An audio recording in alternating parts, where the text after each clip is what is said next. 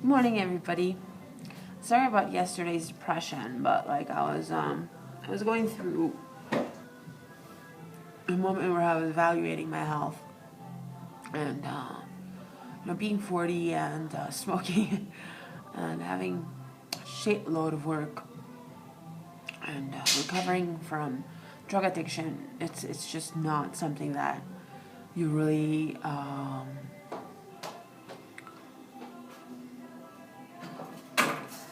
willing to go through with a respiratory problem. So I have sleeping apnea. I feel it. I wake up with headaches now, which means I am lacking oxygen in my brain. And I do so much when I smoke a lot that I go to sleep and I start to hallucinate, like little creatures from hell or something. And I haven't been taking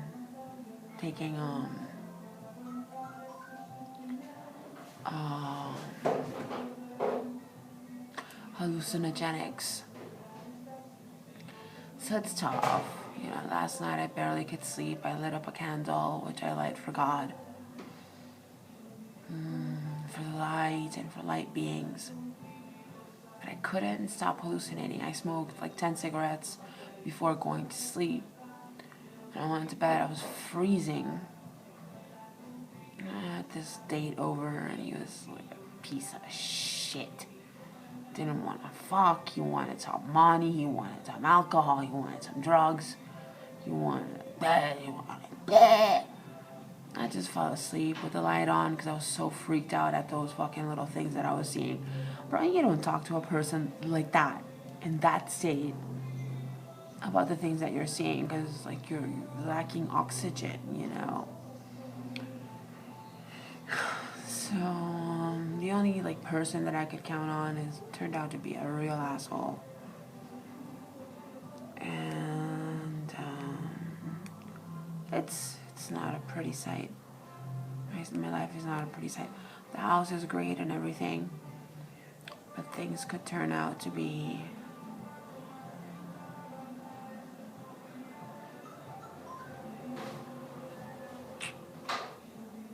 pretty sad if I don't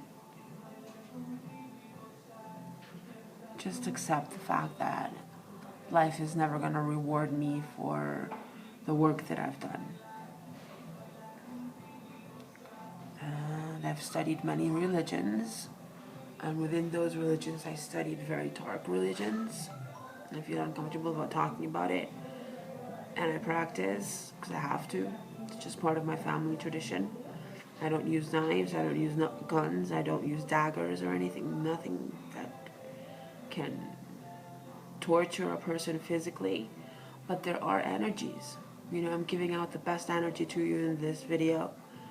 But the black lipstick and the gray and the red sort of tells you that I'm going through a very dark moment. I think those are just signs in a person, like I had mentioned before in a video.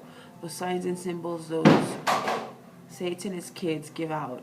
So I'm going to kill you, I'm going to touch you. I'm not going to let you get that far. Please. If you have enough intelligence, experience, cordial, strength, you can get to that point, even with the worst of the worst of the worst mercenaries or sectists. And I have that level. I can chill the person out, listen to their anger, chill them out, center them, turn right around, even if he has a knife in his hand, and go right back upstairs, and that's it. Okay, you feel stressed because you're full of their negative energy. Well, that's just the way it is. Everybody knows that. Clear yourself out with some water, a cigarette, a candle, and that's it. Just move on. Live in the same house with people like that.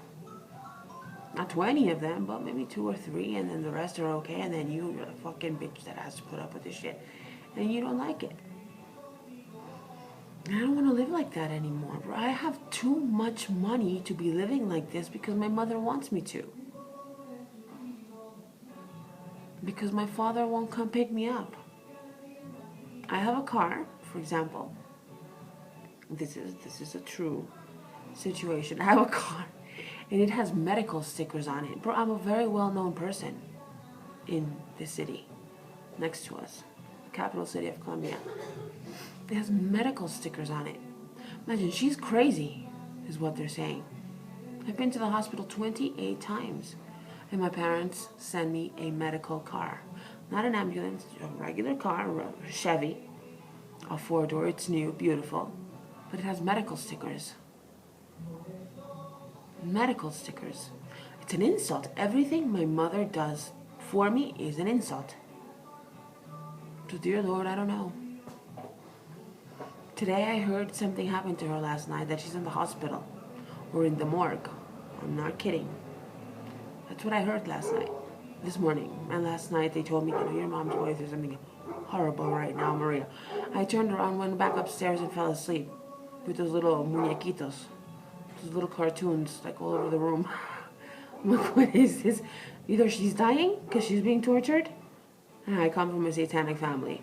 I don't give a fuck if you put me in jail. Where do I live? Nobody even knows where I live. Here. They don't know how to get to me.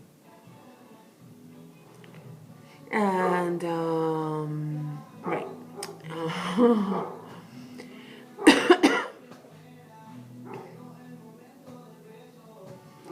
And then this morning she's like, your mother died. They took out her skull from her mouth, and the most disgusting graphic description while I was having breakfast for the second time, because as you can see, I have rings around my eyes.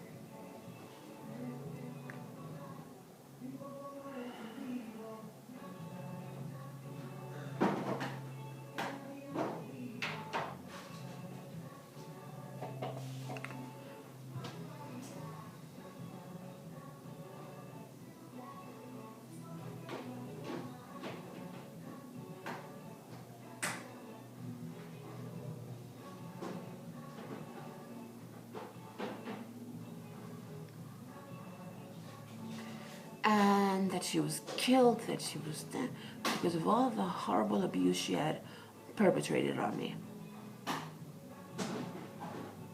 Then I heard my father died in 2006 a million times, and then that he's alive. This stupid bullshit game. If it was a mind game, mind you, I would be in the hospital. But I don't do drugs, I don't drink, I don't sniff, I don't... Nothing. I don't do any of those things. So I can take any sort of grotesque bullshit just like that. I can take it. But,